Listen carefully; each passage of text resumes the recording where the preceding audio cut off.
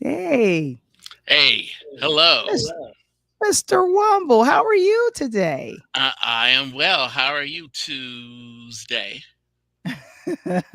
I am blessed and highly favored and highly hot. The warm. It's gotten very warm around these parts, and I'm okay with There you that. go. That's some fanning you from through the screen. There you go. You keep disappearing behind the fan. Yes, yes. It's my magic trick. It's like I'm sitting still, but I'm traveling like hundreds of miles an hour in my custom ride. Well, I think it's time to get going. And so we got a lot to cover. So let's make sure that you all stay tuned. Here is another Talk on Tuesday. Let's go. Woo.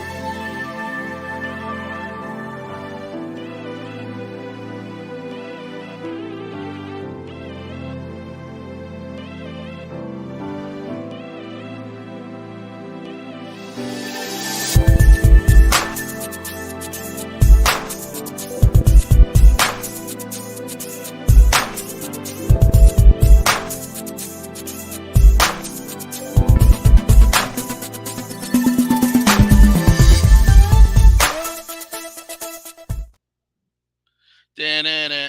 I love. You know what? Me too. Me too. I love the theme song too. It's one of my favorite songs. I'm trying to get it on. I'm trying to burn it on my CD so I have it on my mixtape. Yeah, it's awesome. And Val's gonna tell you all the important things now. Oh my gosh, guys, we're streaming every Tuesday on our YouTube channel here and also on our Facebook group. Hello to our our folks Facebook group family. Thank you so very much. And Pure Lighthouse, home of the Interludes, and we're on LinkedIn and available now on Pod TV Roku channel. Thank you so very much, Mr. Mark Lee, for thanking for making us be on there. And our episode today is brought to you by On Point Book Design. We help you from manuscript to finished book, making sure everything is on point. Book an appointment with Natalie and give her a call at area code 443 691 1386. And if you're interested in starting your own platform and you're a big fan of Talk on Tuesdays, Uh-huh. hashtag Womble Wednesdays, or our audio show, Interludes, a Pure Lighthouse production, join us on Patreon. And I'll ask Kevin to put that in the chat. Become a fan and a member of our podcasting community today. Okay, we have taken care of business. Shots, Let's see. shots, Patreon, shots, shots. Yes. So I see Mr. Fox is in the building. Man, he is in Chicago. Oh, the other Fox. Oh yeah, Phil. Yeah, what's up? What up, Phil? Yeah, blessings and condolences, Phil. Sorry about your Lakers. They just ran into a much better team. What in the world? It I thought you. happens. It happens. It's okay. It's okay. LeBron can take his talents to the retirement home, and it's fine. Hey, you can become a member of an Interludes podcasting community here at https:// www.patreon.com/interludes. Interludes. And there they What you? are. They're my friends. There's Yeah, Mr. you have to. Reyes and Mr. Toretto. And this is Fast X. X. And So, X, of Michael, course, means that it was exhilarating and exciting and not that they did an exit or Brexit. Hey, Daniel, speaking of Brexit, hey, Daniel, what's going on? All right, and so and good to so see here, let me everybody. ask you this. Now, I was trying to see Fast and Furious. I don't know how many people have gotten a chance to see because it came out this Just the rest weekend. of the world and without It you. Yes. it did wonderful. But you got a chance to see it with a former guest and friend to the show, Jonathan Keaton. What did you all think about this installment? I Well, was hoping it's the first, last yeah. installment, but it ain't. Well, I thought that it was until the very end, and then it's like, oh wait, I missed it because I made sure not to read anything before I went to see it because I wanted to have that kind of experience with it. Mm-hmm. Just like Nicole Kidman says, theaters they make movies better.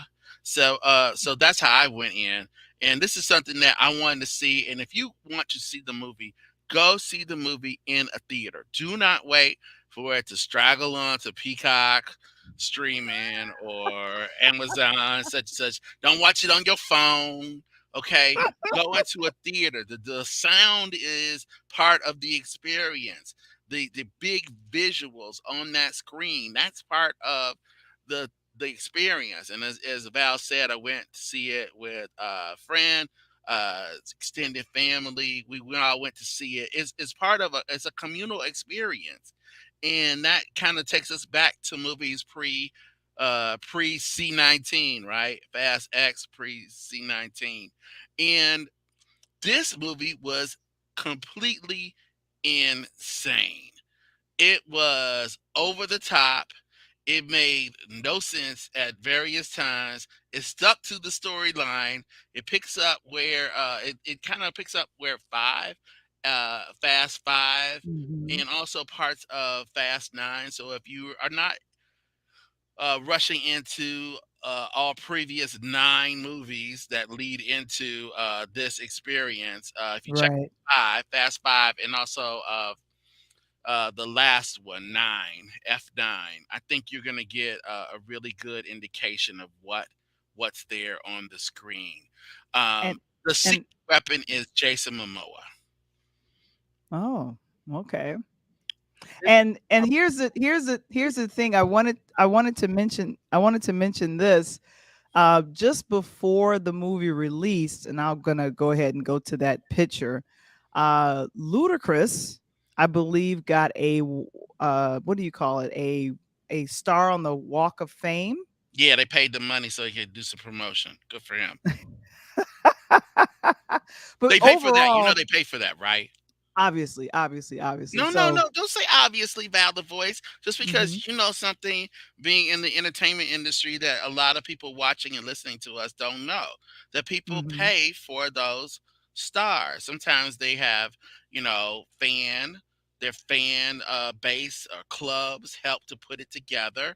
Or sometimes hmm, the artist, theater or their record company pays for it. And this time, because otherwise, if you don't know that, why in the world would it take this long for Ludacris to get a star?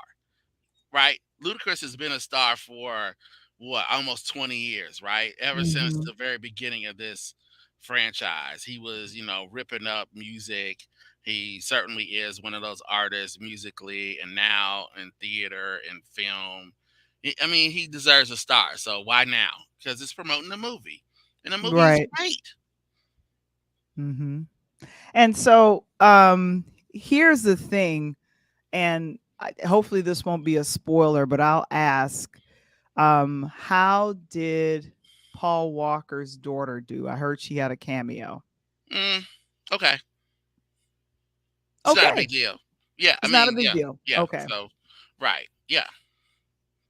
All right. Well, guys, I'm gonna check it out this weekend because I wasn't able to get a group of folks to go see it. There were, schedule conflicts. And then I was thinking, I'd want to see it in the theater. And a lot of the theaters that have Dolby Sound and IMAX screens, they were about sold out when I was trying to see it on Friday and Saturday. So I said, you know what? I'll wait. Not a problem. Yeah, I But, think I think our tickets were purchased like about 2 weeks in advance at least.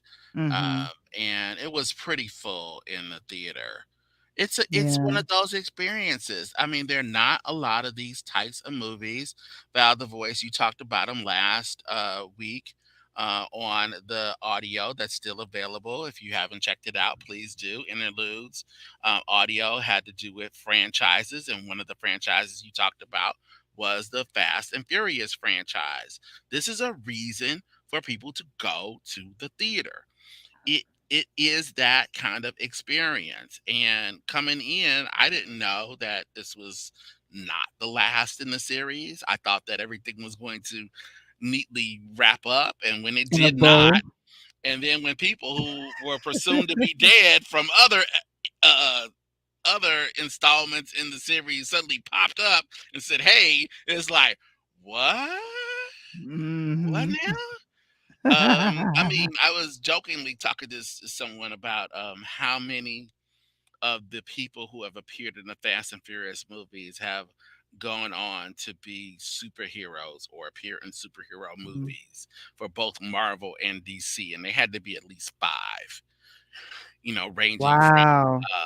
from Captain Marvel to Wonder Woman to Aquaman to Black Adam, and it just kept going. It's like, you know, these types of movies are what keeps theaters going, and it's what brings people out of their houses buying, big tubs of popcorn and, too much soda or whatever, or sitting in the recliners.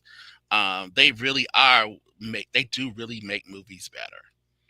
And Right. I like all types of movies, but I also like these kinds of movies where you can kind of turn your brain off, watch a man lift the car up with one arm, see a kid jump from one moving vehicle to another unscathed, somebody Mhm. essentially play pinball down a city street. It's amazing. It's just a feast for the eyes. So Val So Lewis, when I you I see it, you're going to enjoy it. I mean, if you let yourself go, you will enjoy it. what I will say is when I wasn't able to see Fast X, and guys, let us know in the chat. Thank you so very much, Kevin, for asking folks if you've seen the movie, you've seen the blockbuster. Go ahead and go ahead and let us know. I had someone visiting from out of town, and I decided to go back and go into the national parks and museum for Pullman.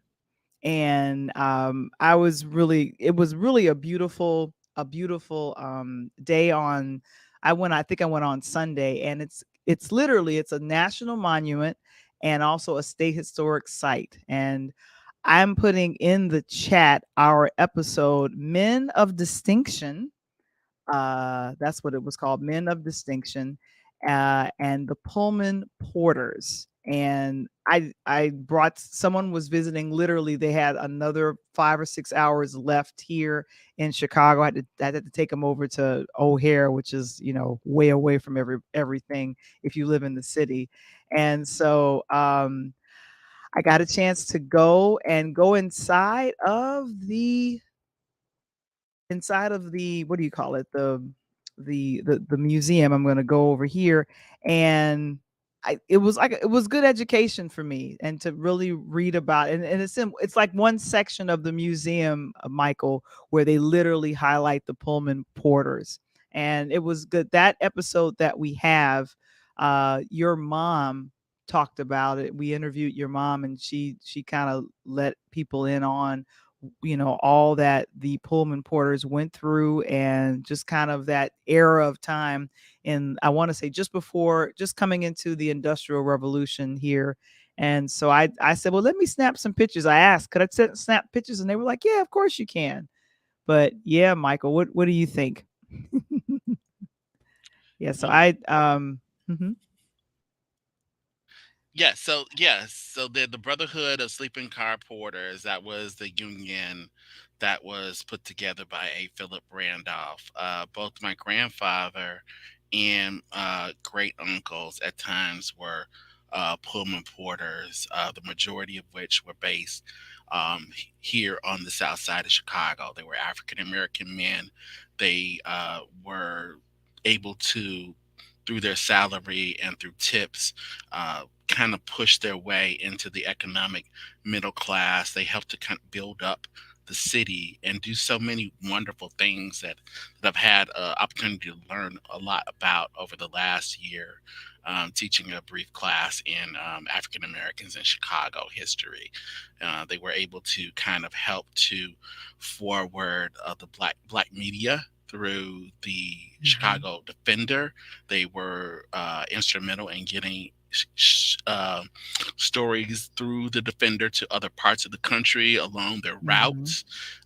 Probably the Defender, along with Ebony Magazine and all these other things that came out of Chicago.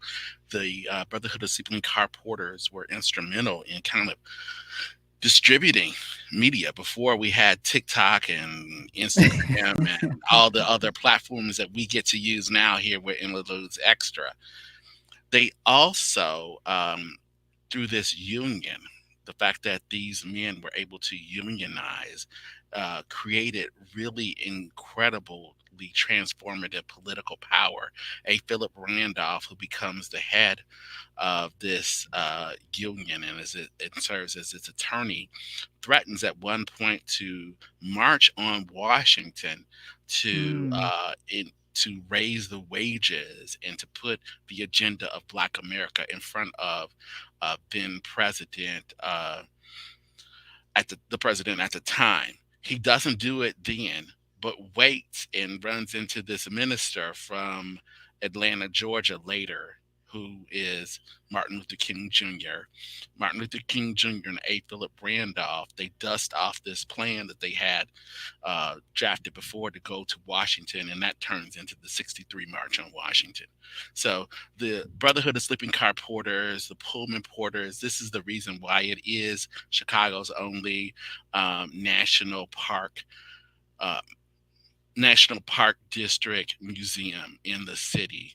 And Val, I was there, as you know, when it opened. I'm looking at some beautiful things. I mean, when you were there, it looks like a castle, doesn't it? I It mean, last does. week, last week you were talking about, Queen Charlotte. I mean, you got to Mhm. go to. There's the Hotel Florence there. There's so many things. Mhm. What was that experience like being there? As it is today. Well, it was good to see it through the eyes of my friend who I met on Clubhouse. This was our first time meeting each other for the first time, and this is my friend Robin. She was visiting from Florida, Michael, which is great. And so Yeah, we it's cool to leave Florida. Going to Florida, mm, be careful as the NAACP test. so she walked around and was really fascinated with the break, literally the rooms. Kind of, you were able to sit in a car and see what it was like. They had reenactments and videos, so it was really a wonderful time. And I took her to the Ooh Wee restaurant. Ooh, it is Ooh Wee restaurant. And she enjoyed some shrimp and grits for for uh, Woo. for brunch. So we really had a nice time on Sunday. And to me, that was I was fast and furious trying to make sure she caught her plane on time. So I had to hurry up and get her to O'Hare because Pullman is way away, Yeah, is South Side. on the south side, And and O'Hare is an island unto itself. it's way on the other side. But we really had a good time. And the other thing that I got a chance to do this weekend was to check out the Love to Love You Donna Summer documentary. Wow, Which we Michael, previewed. We previewed the we previous week. Yep. we previewed it. I don't know if anyone got a chance to see it. It's on HBO Max. It was produced by her beautiful three daughters. And Michael, what's your impression? If you were to pick out a favorite song from Donna Summer, which one would that be if you loved it? Oh, just one. Okay, I can give you my one. Mhm. It's hard. Five come to It's mind, very but hard. certainly the one that is for me is I Feel Love. I mean, I Okay. Feel Love is the song. I mean, there's so much that Mhm. she's done over her career, and Mhm. that one hits. It's just, what does the kid say? It hits different, still Mhm. to this day. What about you, Val? It would be She Works Hard for the Money.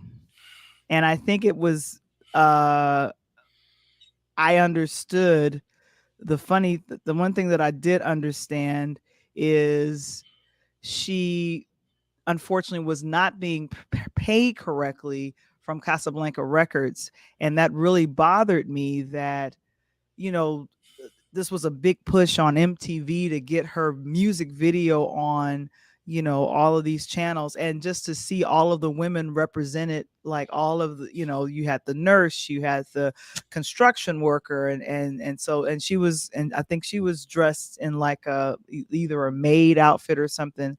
No, I think she was just dressed normal, but she was trying to represent every worker that was out there. And I just remember I love music videos that had like full dance scenes, like they were dancing on the street, and I was like, oh yes, she works hard for the money. And so I was just all excited. Now there's so many others. There's Bad Girls, there's Last Dance, it's all of those others, but I think if I was to pick out that one song from Donna, it was that one, because she literally, that song kind of represented, the the working woman in America society back in the 80s. Yeah. I think that's a really interesting choice. You're choosing a song that is post Casablanca. And in previous weeks we talked about the fact that Neil Bogart's son, Neil Bogart, was the president cap of Casablanca Records, where Donna Summer Mhm. recorded most of her disco songs.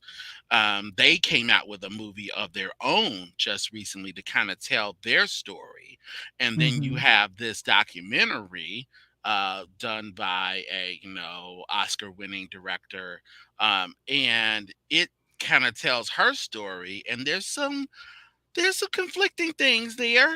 It's a little bit different. It's not as It rosy is. on Casablanca, as you said. They did not pay her well. I In didn't the know movie, that. I won't get into the specifics of it, so that you can Mhm. check it out there on Max. It's called Max now, streaming. That Donna Summer, has a real life inspiration, a person that she's writing about when she initially thinks of this song. This song also really, to breaking away from Casablanca, this is one of the first songs on Geffen Records, which is the record label of David Geffen, who is someone famously is a talent agent for the stars. He's someone who is producing movies. He does all these kind of amazing things. He was the G in SGK at some point. So he pushes her to the point where she has the distinction, at least according to this documentary, of being the Mhm. first black female artist on Mhm. MTV, for she works hard for the money. And I Mhm. just remember knowing that there is a viral kind of video. It's interesting how these things happen at certain times, of Whitney Houston right now giving an interview to MTV, in which she talks about the fact that, did you grow up watching MTV? And she's like, no. And Whitney Houston is telling the MTV interviewer, because they're prepping her for this, star turn, that well, we wanted to talk to you about how you grew up with MTV and what MTV means to you. She's like, no. She said, like, you guys wouldn't put me on. He said it's only when I had a number one song that could not be denied. That was, even though it's R&B, it was too big for even you to not put me on, and you did. And then they Mhm. asked Whitney Houston, do you let your daughter, may both of them rest in peace, Bobby Christina, do you let her watch MTV? And she's like, no, because of the images and the stuff that you portray of young girls, I wouldn't let my daughter watch any of that. And so you see, like, these stars, and I mention that because I think what this Donna Summer documentary manages to accomplish over a Mhm. longer period is the same thing that makes that, why that meme is in, or that video is catching so much attention from Whitney Houston, is that we know of these people because of their songs and their public life, but they Ooh, have private lives. very And private. and Oh my and they were gosh.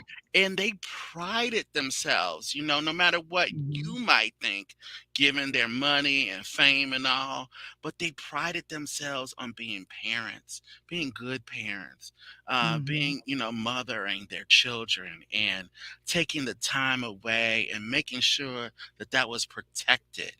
And I, Val, the voice, I'll ask you, before we make a transition here, I'll ask you, what do you think of people today? There's so much of this, social media where you see so and so star and their daughter, and they're doing, TikTok videos, and they're making pancakes, or they're, painting their nails, and they're doing this stuff.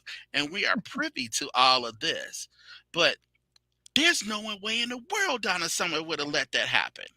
I mean, No. she was Mm-mm. her family was everything to her. Her career was very important, but her family Mhm. was equally important, and she kind of kept that away. And in that way, that takes me back to the original movie, Fast X, because as you know, in Fast X, It's it's all about all about family. family. That's right, All about the all about family. family. All Yes. about family. And so I'll say this to close out with Donna Summer, because there's one more entertainment story I want to jump to. Is I was I loved how the daughters came together to put this together, and to literally say and to kind of tell, this is our mom's, truth. And she was protective of us. We're letting you in a little bit to see, crack the door open a little bit. And just some of the reveals, like I'm starting to really be appreciative of the sacrifice all of these stars, especially our singers and performers, what they went through to bring us this great music. You never knew what they were sacrificing personally to give us and to entertain us. And it looked as though she was constantly touring and constantly, producing. And she had an album concept in it, and all the music kind of followed it. So guys, on now Max, it is streaming over there. Love to Love You, Donna Summer. And I think they picked the most provocative song of her catalog to title this. And I think they did that on purpose, just to say, look, you might have thought Donna was this way, but we know her as mom, and we know her in a different light. And here's her story. So please go ahead, guys, and check that out. Love and Love to Love You. Oh my goodness. Michael, I made the recommendation to try to say, hey, let's go ahead and check out the And I made the ultimate sacrifice and actually watched that trash. So please, please give any thoughts and prayers you can send my way. Please do. It's an hour and a half of my life I'll never get back. No, don't show the original that was funny, that was entertaining, that had movie stars in it, three that I can count right there. That was worth going to the theater to see. No, show the trash that Hulu put out over the. Oh, there it is. Okay, so Oh my here's the thing. I thought, now I ended up watching the rest of it. And so I I see the was 19 in distracted. that picture. I wish there was a C in front of it, and then it just would have wiped out the whole movie. So I saw what they were trying to do. And here's the thing. I was in because I heard Kenya Barris was attached to this project. I heard that he was the writer of this project. And I Ooh. enjoyed Blackish. I enjoyed Black AF on Netflix. I was thinking, okay, I'm going to get something like that. But as I think about the previous comedy that came out now 30 years ago with Wesley, Rosie, and Woody, I'm Yeah. thinking they just should have left well enough alone. And you have let me get to Kenya. Kenya writing. I thought this was going to be better. Michael, yeah, you're Well, making a face. King is going through a divorce, right? You I do know didn't. that. Oh, He is. okay. So All there's right. money that King is gonna have to be given out, split in half of. So King is trying to collect a few more bags so that he can send to his real life Rainbow. Because he did marry a woman look just like Rainbow, y'all. Y'all can check it out some other time. She looked just like whatever you think of Tracy Ellis Ross. That dude married somebody look just like her in real life, and that's where all his money's going. So half of this money that he stole uh from 20th century from making this trash is gonna go to his soon-to-be ex-wife, and God bless her for it. But we shouldn't have had to watch it. They shouldn't have So done what this to we'll us. do? There was no What point of we'll that. so what Val, we'll do? Val, Val. Hold on, hold on. Here's the thing. Here's the thing. the title is so stupid. And here's why we know the title's stupid. White Man Okay. Can't Jump. I just watched a white dude sweep LeBron and AD in the Western Conference Finals.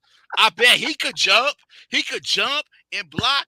In fact, he was the MVP 2 of the last 3 years. So this this idea that basketball is not an international sport has got to go away. Basketball is an international sport. It has international stars. It has people who have been able to play, to coach, and to do some magnificent things. And if you want to learn more about that, you're in the right place. And with that, I think it's time. Here we go.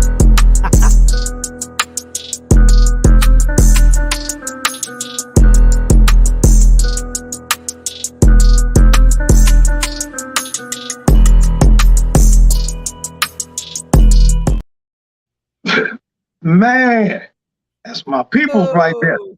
Hey, Hey. hey. Before we That's get right. started, I got to wear this Team USA, Mike. So I got to say, shout out to my boy Carmelo Anthony for soloing out on a great career, man. And like a Yes. couple other Yeah. guys, I love Melo, man. Love Melo. Yeah. Totally underrated. Totally underrated. Yeah. So, Not just Lala's husband. oh Definitely. yeah. And before we get into sports, Val, I want to backtrack a minute ago because I'm the house DJ. I love me some Donna Summer, and I feel love Oh my in God. 1977 on not Geffen, but on Casablanca, baby. Right. Yeah. All Right. right. Yeah. No. Her. She works hard for the money. That's when she had jumped. She jumped late. Yeah, Yeah, she had yeah. jumped at that. So here we go, man. Hey, I'm gonna tell you something. The show tonight is gonna be like, excuse me, young folks, but it's Mike, Val. Tonight, I'm gonna be like bugging out on what? Do the right thing. Yo, Sal, put some more mozzarella on that, Sal. We need some more mozzarella on that, Sal. But we broke into the building.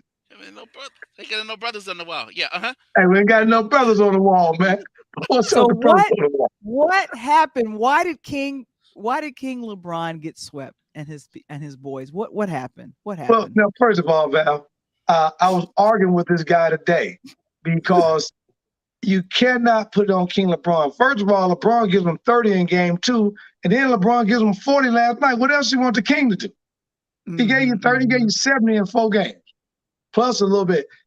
No one else stepped up when they were supposed to. Now, they boasted and bragged against Golden State because Golden State runs that same type of formula.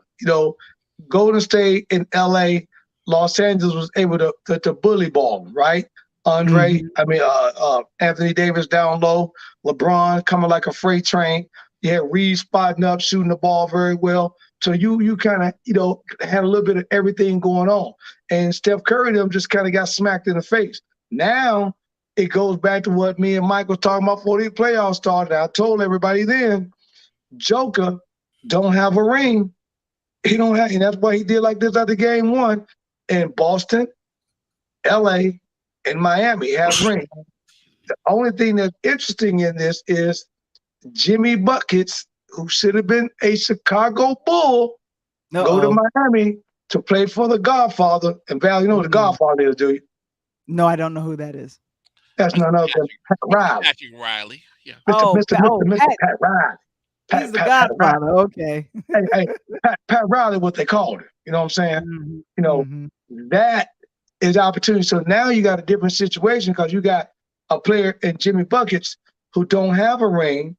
And he's looking at the likes of Shaq, Ray, of course, D-Wade, Chicago's finest, LeBron coming through Miami, Alonzo Mourning. So now Buckets want to prove something that he can take a franchise on his back and go get him a ring. In the meanwhile, Denver is in search of their first ring ever. And like Mike said a moment ago, on the backs of Joker, who should have been MVP. Yeah, yeah. Mhm. I mean, in retrospect, there was a real big push that Embiid had done so much this year, and he had. I'm not taking anything away from Joel and what he was able to accomplish this year, but I think there was this idea, second place. At some point, he is the league MVP, and maybe Mhm. he was for Right. the regular season. But when the playoffs came, Joker, Joker, Joker. Wow, just like the old TV show, okay? And then Right. Jack Nicholson. yeah, well, yeah, there's another Joker, I guess. Yeah. So coach here, before we get into that, as you're mentioning, we'll just mention that the Celtics and Miami, they had some unresolved business. Well, Right now, if things Miami's up by continue 6 right now at half. well, I mean, here's there are two things I want to mention to you real quick before we get to what what's gonna make tonight really special. I want to get to that in just a second. Is this now all the talk today? People outside of basketball, I'm hearing, Val the Voice is hearing, is Mhm. that is was that LeBron's last game? Now, anybody that's listened to you over the past year and a half to 2 years knows that that's not LeBron's last game. Can you please remind us why that wasn't LeBron's last game? Well, it's like I give you a perfect example. When Jordan weighed us off in Utah, it was his last game, right? But he forgot to tell y'all it was his last game in Chicago until he reappeared. Where else? In DC. So looking at LeBron, this kind of goes back. Me and Val was talking a while back about LeBron's situation, how he's coming about with his kid. LeBron's not going anywhere until Bronny gets in the league and gets situated. We know this. This is a nice play on words, and all that LeBron is doing right now is either one or two things. He's either going to force the Lakers' hand to make a draft or a trade to get LeBron, a little Bronny, or he's setting himself up right now to get out of that contract, and whoever's going to pick up Bronny to make sure they pick up his contract and pay it off to get him there. He's not going anywhere. You guys can expect to see LeBron for another 2 years in the league, in my opinion. Now, is it Until he's possible? 40, Is it okay. possible before we get to the one to our special guest and the other game here, real quick? Is it possible that he takes a year off? The thing is, he's got that because he's got it in his contract. He's got a what's on a buyout clause, and he also has another clause in his contract that he can actually set out a year because he made the contract during the time that COVID was here. Remember, because they played into the bubble in Orlando. So he, kind of like with these college guys, can take off the year. The question would be, would the Lakers organization and would Rob allow that to occur? Because they already know that LeBron is the draw. The other thing about that, Mike, you know as well as I do, LeBron, Val just mentioned it. He's about to approach 40 if he does that, and the body, Mhm. doesn't do well. Even though we know LeBron stayed in great shape, even if he takes a year off, that's going to be kind of hard to come back. So I don't think he takes a year off, Mike, but I think he takes a back seat next year so he don't bang his body up. So he has that year when little Bronny comes to the league, he's able to play.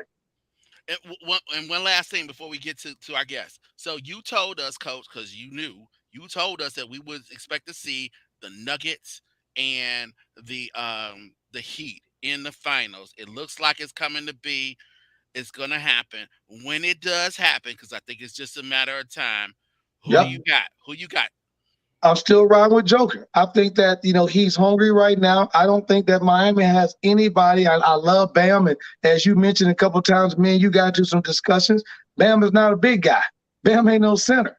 And when he feels the wrath and the weight of what this cat can do, I mean, Anthony Davis better write him an early letter and give him some inside strokes because Joker is on. And if Jamal Murray show up like he did in game 1, 2, and 3, and become only the 4th player in history to record 38-5 in the playoffs, it's over quick for Miami, man. But I think it's going to be a great series. But I just think I take Denver, and I'm going to take Denver in 6 in the finals. Okay, Denver and 6. You heard it here. Coach Tony has the For Nuggets. promotional purposes only, right, Brown? Promotional purposes only. Exactly. We have Four to games always to make two. sure we Four say games to that. two in the NBA Don't Finals. come to us. Yeah, Don't yeah. come to us. No. Go to Coach Tony. Find the best way to Fine promote Man, coach. promote yourself. He's in Tennessee. He's in man. Tennessee. Hey, Now, who do we and have? Who do we have tonight, well, Coach? I'm going to go back and use Mike's last words he said right as you guys were bringing me on.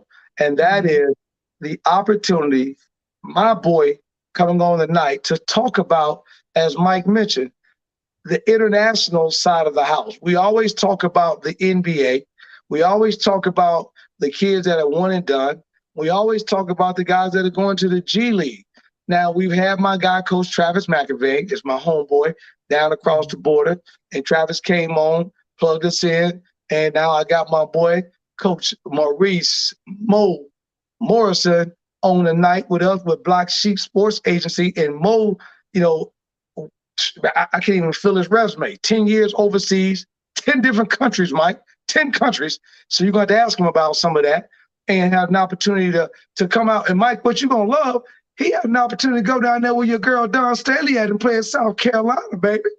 So before I start spilling more of these beans, let's bring my homeboy on the show tonight, Coach Mo Morris. Hey, Right. thank you. What's up, I baby? appreciate it. I really appreciate y'all having me on. I'm honored. Thank you. Hey, I'm about to do your introduction like that everywhere you go, man. Yeah, that was golden right there. I'm gonna have to hire you up, man. We gotta sign you up. Man, how you doing tonight, Coach? I'm doing great, man. Doing great. Just real happy to be here. Loving the show, loving the vibes. Man, welcome to the show. That's my girl upper left right there, none other than Val, the Voice Johnson, and my homeboy, Mr. Womble. Of course, you know me, Coach Tony on the set. And, let's jump right into this, man. It's basketball season from college to the pros, and we're going to get your opinion before we get out of here tonight on the finals, definitely. But tell the people a little bit about your background, where you came from, and how you got up to Black Sports Agency. Thanks a lot. First of all, thank you for that introduction once again. Can you guys hear me okay? Oh yeah, you good. Okay. I'm from St. Petersburg, Florida, originally. St. Pete, the Pink Hotel. Yeah, the dancers are. Yeah, huh? Yeah. I'm from St. Petersburg, Florida. It's a tough area, so a lot of tough athletes come from that place. So, I just kind of always was focused on basketball, and I always knew I wanted to take it to the highest level possible. Like you said, I went to South Carolina, was a little bit of a knucklehead, ended up getting kicked out of school and going to junior college route for a year in Kansas, Garden City. Ended up transferring back to Middle Tennessee State, where I played with Coach Kermit Davis and Coach. And from there, I kind of just grinded my way up from just going to, showcases. I'm going to camps and just trying to get my name out there. And, I met an agent and I ended up going to Israel my first season and kind of just played to each contract from there. Wow. And when you're looking at that, Mo, right now, explain to the guys, the big question is, it's the end of the season, right? College basketball is over. We're done. And you got the guys that know, and of course, like me and Juan will talk about, you got the guys that know they're about to be the next 60 guys in the draft, right? But we know there's about 300 guys that's out there from these majors that's trying to get a look. So what's the mindset of the guys that know they're not going to go in this NBA draft, but they're looking for the opportunity to get overseas and trying to play? What's the mindset of those guys, and what are they trying to do to make sure they get seen, still have an opportunity to play ball after college? Basically, it's gonna be a grind. You gotta set your mind to, you can get to the highest level still from wherever you start. It don't matter if you can play, they'll find you. But it's just getting your start. Just taking that first offer, no matter what it is. You know what I mean? If it might only be $1,500 a month, $1,200 a month, $2,000 a month, but you got to take it. You got to get your foot in the door, and then you can level up. Like when I was in college, there was Portsmouth. You know, the guys that Right. was draft, you're going to Portsmouth. I got invited to. I didn't go to Portsmouth, but I got invited to a seniors that weren't going to Portsmouth All-Star game in Hofstra, New York. So just basically after that, you got to kind of be your own biggest supporter. You got to publicize yourself. You know, with all the video and all the platforms you have these days. You really got to be your biggest promoter yourself. You know, you gotta get out there and get your face in front of people.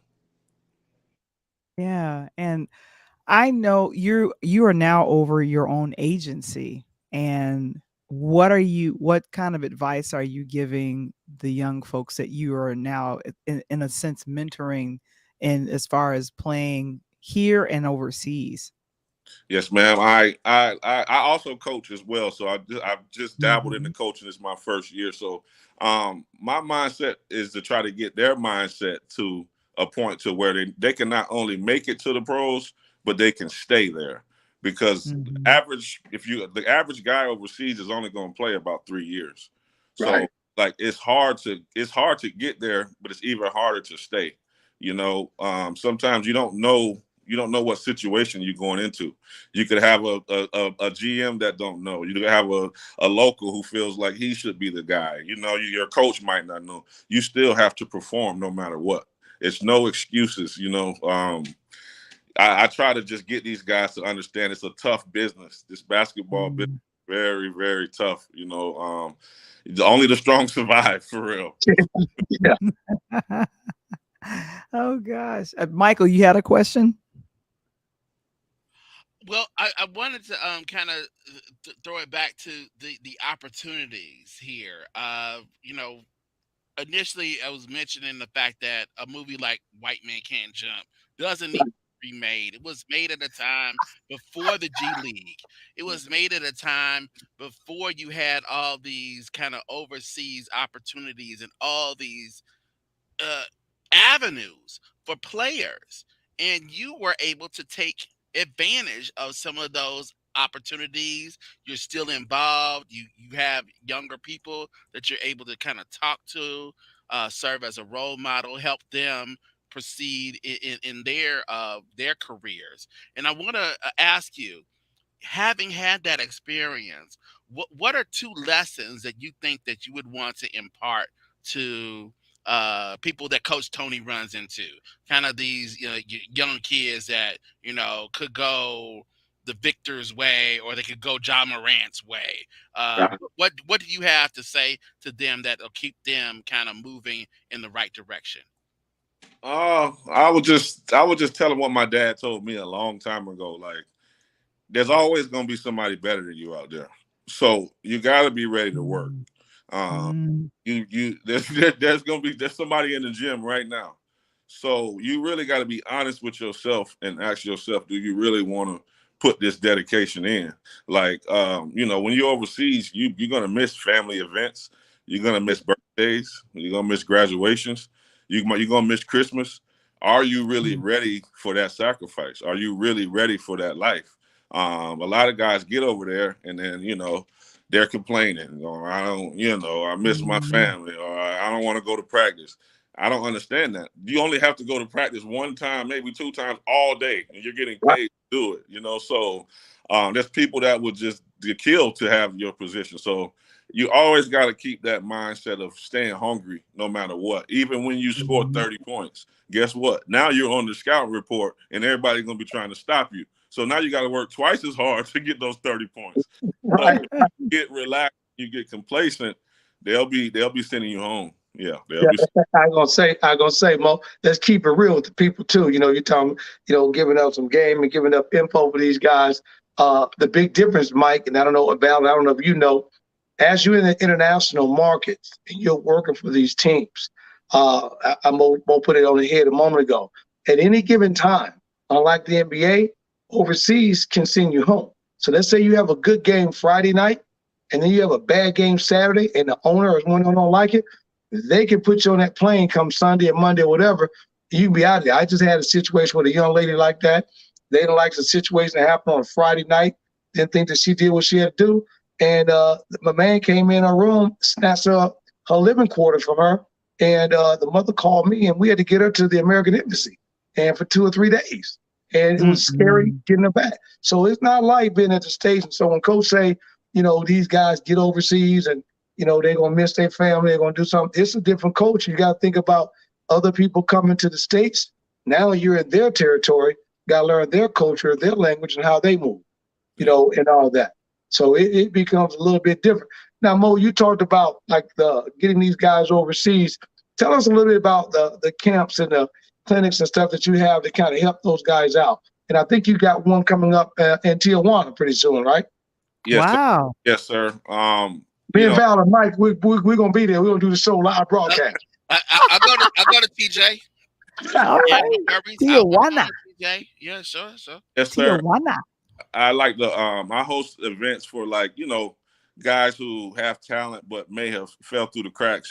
Everybody have a different story. Like maybe they didn't have grades in college, or maybe they had to go home and take care of their family, or maybe they didn't get along with the coach. But there's a lot of guys that are just fall through the cracks. So I try to just provide them a platform to kind of just prove themselves. When we do our tournaments in Mexico and different places like that, I like to do it because guys can also they get film from the events, so they can shop themselves with the film, and they also get the experience of being in another country, being in another culture, playing in another country in a different atmosphere that they can take with them that can last for them for a lifetime as well, not just the basketball part. If they get picked up, great. We had about 20 guys last year receive their first time contracts from coming out of events. So it's really fulfilling just to see those guys put that jersey on for the first time, and if they making their Facebook posts and they making their Instagram posts, and it's just a real fun job actually. Oh yeah, that's we want to make sure that if you got that link, we got a great guy in Kevin Springer that puts things up for us. Get the people that link. And if you want to say that link so Kevin can grab it, so we make sure that anybody out there listening to the show, we nationwide. By the way, subscribe. We want to make sure we put that link out there so when that showcase comes up, if you got someone that's in that college arena that's done playing ball, think that they can get overseas and want to make it, then we're going to make sure we get coach as many good players we can to look at. Absolutely. Black Sheep, the agency, on Instagram. I'll be posting the link there. We have the flyer already ready, just crossing a couple more T's and dotting a couple more I's right now. But you can reach me on BLK Space Sheep on Facebook or Black Sheep, the agency, on Instagram. Oh, that's nice. Speaking of that, the Black Sheep, me and Mike and Val were just talking about my boy. The Joker gave LeBron the black eye. You know what I'm saying? So looking at these finals, man, jump in. Tell us what you like it, man. Who you like it? Me being a Florida guy, I want to go with the Heat. My heart says the Heat. I love Jimmy Butler. I feel like he should be in the conversation for top 5, top 3 players in the league. Just based off what he does in the playoffs and how he lifts his team. But that Denver team, they're too good. They got role players. The role players know their role. They're too good, man. I think Denver gonna get them. Let me go with your heart. Hold on. What happened? Let me go with your heart for a second, okay? Because I think you're right. I kind of think you're right, and I got to see the end of this game because one, I think Celtics coach should get fired. I don't care how much love Brad Stevens has for him. That last game, okay, here. Both of you gentlemen have played the game at a much higher level than I could ever dream of. If you went out there and played like the Celtics did, they quit on their coach, didn't they? I mean, is there any other way to say that they did anything else? Yeah, they definitely quit on them. Matt Johnson pulled it out. They quit. This is kind of like a scapegoat kind of thing. Like, we ain't right.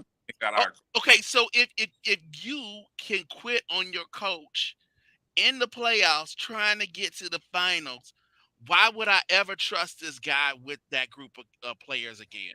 Well, I look at it a little bit different on that, Mike. I look at it like this. It's the bully in the park that beats you down.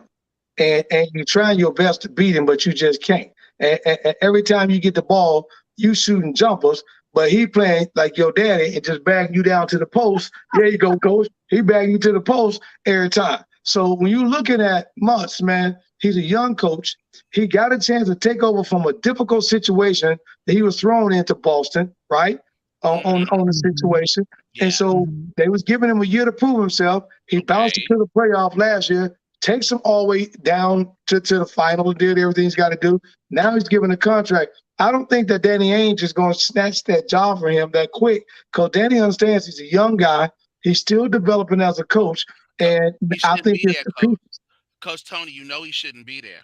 He shouldn't have been Yeah, there. right. If it wasn't for Nia Long, he wouldn't be there in that Right, he position wouldn't be anyway. there. He He don't wouldn't be belong there. So here, something I know both of you gotta agree with. Who's going to the finals? If the Heat get in, and they will, maybe not tonight, but They they'll will. get in. They will. When the Heat get to the finals, and it's the Heat and the Nuggets, who's the best coach of those two teams? I still think Denver. I love Eric Spoelstra. I love Spoelstra to death. He what people don't realize, I told y'all 2 or 3 weeks ago, Miami's been to the finals more than any team in the last 22 years. Absolutely. 22 years. More than Golden State. He had the advantage, right? Exactly. He has the advantage. And the reason why is because the Godfather and Pat Riley, that's the Godfather. Y'all got the Godfather down there, Mo. And the Godfather is letting Vinny Corleone do what he want to do. You know what I'm saying? I'm agreeing with you. I wouldn't agree with you, because even when LeBron tried to get Eric Spoelstra fired, Pat Riley had his back. Yeah, Pat. They ain't happy. Yeah, it did. It did happen. We'll talk about it later. I think they fire coaches too fast in the NBA. Yeah. I feel like they do that too, Coach Morrison. So here's my point, because I think Mr. Coach Marcus Morrison is correct. I think his heart's leading him the right way. When the Heat beat the number 2 seeded Celtics after having beat the number 1 seeded Bucks and that other team from that other city we don't even have to mention, after beating them, who's to say that they can't go in and take out the Nuggets? Yeah, they are the Giant Slayers. Thank you. They are the Giant Slayers. But I think they didn't have I think they didn't have I think they didn't have their cake and eat it too, man. You know what I'm saying? And you sometimes, hey Mo, you know as well as I know, baby, it's hard to beat the Giants 3 times in a row, and you done did it 3. So we're gonna let you go on and walk with this. You know what? The Celtics certainly thought that they had them. They're like, okay, they took out the Bucks, so what? They took out the other team from the other place. So what? But they ain't gonna take us out. We the Boston Celtics. We uh-oh. Now the only thing I can say about that, and Mo, you may want to comment on this. And you may be able to comment on this, Mo. So let's go back to the Western final, right? White Mike, with me and you, and Val was talking about what happened with John Morant and the situation with your boy Banks, who wakes up LeBron and calls him an old man, right? Gets himself fired and everything else, and loses that coach, and LeBron wakes up. Well, going into this Boston series, unfortunately, before game 1, what happened down there, Mo? Jason Tatum says, I'm the best player in the world. And Bucket said, what? Well, we about to test that theory. So I don't think that Denver is going to come into this final like that. They ring chase. Did not hold. Hey, wait, what my girl Reese LSU do? Yeah. Yeah, so I want your heart to be right. I want your heart to be right. I really do. I think Jimmy deserves it. I mean, I want your heart to be right. I want to root for the Heat. I really do. My head says otherwise, but got a team full of underdogs, so I'm all for the underdogs. I'm rooting for me too. I just think Denver. I want my man though. Yeah, I like it. So, Coach, you're saying who do you think is going to win the finals? Is Miami? Denver's gonna win it, but I'm rooting for Miami. I'm gonna be rooting hard. So he rolled with me, Val. He rolled with me. That hey. But by the way, LeBron is already with Charles Barkley and homeboy. They gone fishing. But LeBron still is the GOAT. But that's another discussion for another day.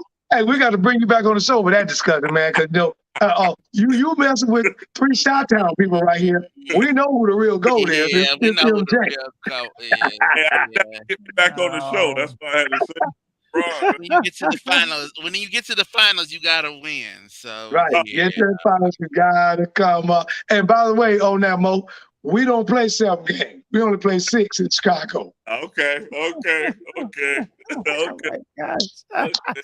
Coach. Oh my gosh. You always bring them great and fun guests. We want to personally thank Coach Marcus Morrison to talk on Tuesdays with Coach Tony with the thank you so much for letting us know. So you're rooting for Miami, but Denver's gonna win it. And that's what we're recognized game. So I know always Coach brings great coaches and legends, as what someone said in the chat, to the stage. Coach Mo, thank you for being here, man. Thank My you brother, so much. appreciate that. Fun, man. It was Man, I great. thank you for your Thank time for getting on here. Keep on, push that subscribe button. Keep watching us, Mo. Appreciate you. Yes, sir. Y'all have a Thank good you. one. You too. Thank you so much. Oh, Man, Coach. He's a man, legend. Did you see the people? They're calling it's like hashtag legend. man. Hey, Hashtag legend. And your girl is back from Houston. Elena's here checking you out. Delana, what's up? That's my girl right there. What's up, D? And Man. then Jimmer's calling Mr. Womble a preacher. Yeah, I saw that. Hey, I like doing. She said we was. She said Woman was put out that $100 worth of game out there a minute ago. I love that. We put spin that game. If you don't know now, you know. You know what I'm saying? Yeah, so that's very, very. So we thank you so much, Kevin, for putting that up there. So I forgot his nickname was Mo, so that's always fun. Oh my gosh, Coach! So Man, Denver's gonna win, but folks are rooting for the underdogs in hey, we put Miami. Miami. Better makes them know better. Yeah, Yeah. we got to get out on. Hey, and the reason why it won't be a sweep is because we got to go to South Beach a couple times and party. You know what I'm saying? Delana saying enough to you. All right, Coach. Well, we will see you in 2 weeks. Yeah. And when we come back, I'm telling you guys right now, stay focused on the show because when we come back, we have got the guest extraordinary. You don't want to miss this extraordinary story about sports and the negativity of what it can do. So we don't want to miss that. And I'm just going to put it out there right now. We're working on it. It's going to be one of the bomb dropping guests on the show. That's all I can say. Drop All the mic. right. Thank you so much, Coach. Hey, you know my words. I love you. That's Val the Boys and my homeboy Mike Wombo. Subscribe. I'm Coach Tony. And I'm Am. He's out. Oh my goodness, Coach. There he goes. There he blows. Michael. Why you got that face? Yes. Why you got that Because face? I actually listen to what you say. So yeah, that's why. There he goes. Mhm. There he blows. Oh my gosh. Well, I'm making sure that I bring up what is going to be happening on hashtag Womble Wednesday. What you going to be talking about on tomorrow, Michael? To wrap things up for a bit, because we're wrapping things up for a bit, right? Is that right? Is that still the plan? Wrapping things up, right? Okay, so I'm gonna talk about the color purple. We'll talk about the color purple tomorrow. Okay, yeah, because that what was that? The trailer just came out, and it's actually going to be released later on this year. So we have that's exciting. I can't believe that that's going to be coming. And Oprah Winfrey, one of the main people. Thank you so very much, Jimmer. Thank you, Jameer. That's Jameer, right, Michael? I believe so. Yeah. I'm reading all of the vowels. That's what I'm trying to do. You reading the hand claps. I was reading the photo. So okay. So that's what's happening on Interludes. Yes. That's what's happening on Interludes Extra hashtag Womble Wednesdays. And we'll talk about the color purple. I'll leave it at that. That opens it up because it's I'm gonna interpret it broadly. So yeah. Oh, well, Delana, you have to come back tomorrow. She's talking about she's not happy with the actress choices. Yeah, Okay. yeah, we'll discuss a lot of that because I do have enough of these, so I remember the first time around. So we'll talk. Our Interludes Extra Talk on Tuesdays is brought to you by our sponsor for this week, On Point Book Design. They help you with from manuscript to finished book, making sure that everything is on point. Book a session with Natalie by going to her website at onpointbookdesign.com. And if you'd like to become a part of our stream, our fans, become a fan and member of our podcasting community today by joining us on Talk on Tuesdays, hashtag Wamba Wednesdays on Patreon.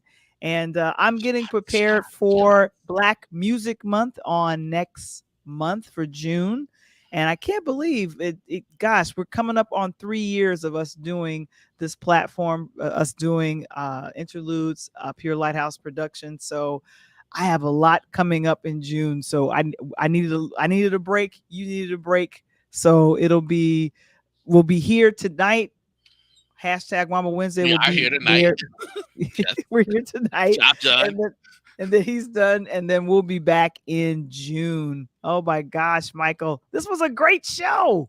Yeah, we'll be back on the 6th, right? Or at least sometime Yeah, we'll around be back there. on it. That's what's scrolling at the bottom.